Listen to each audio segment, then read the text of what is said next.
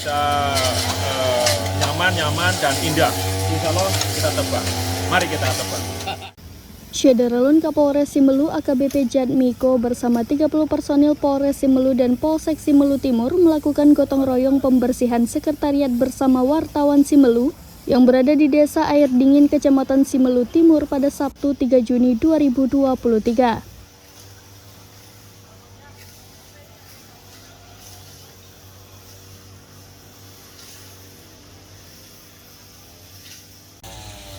Kapolres Simelu menyampaikan bahwa kegiatan sosial tersebut dalam rangka menyambut HUT Bayangkara ke-77 tahun 2023.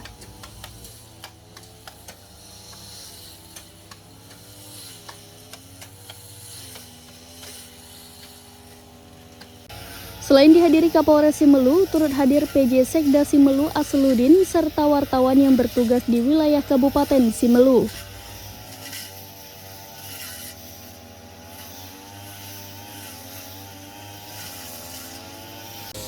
Wartawan Simelu yang turut hadir bersama-sama dalam gotong royong tersebut mengapresiasi jajaran Polres Simelu yang telah meluangkan waktu untuk gotong royong membersihkan sekber wartawan Simelu yang dalam waktu dekat ini akan ditempati oleh seluruh wartawan di Kabupaten Simelu.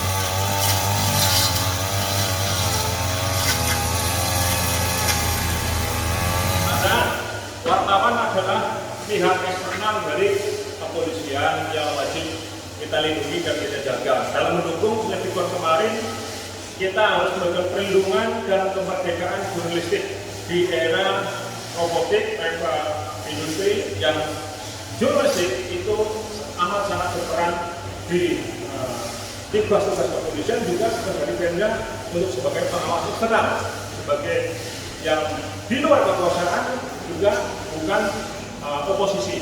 Ini yang perlu dijaga. Bahwasanya jurnalistik bisa sebagai sahabat, juga sebagai pengawas eksternal. Dari Simelu, Sari Mulyasno, serambinews.com.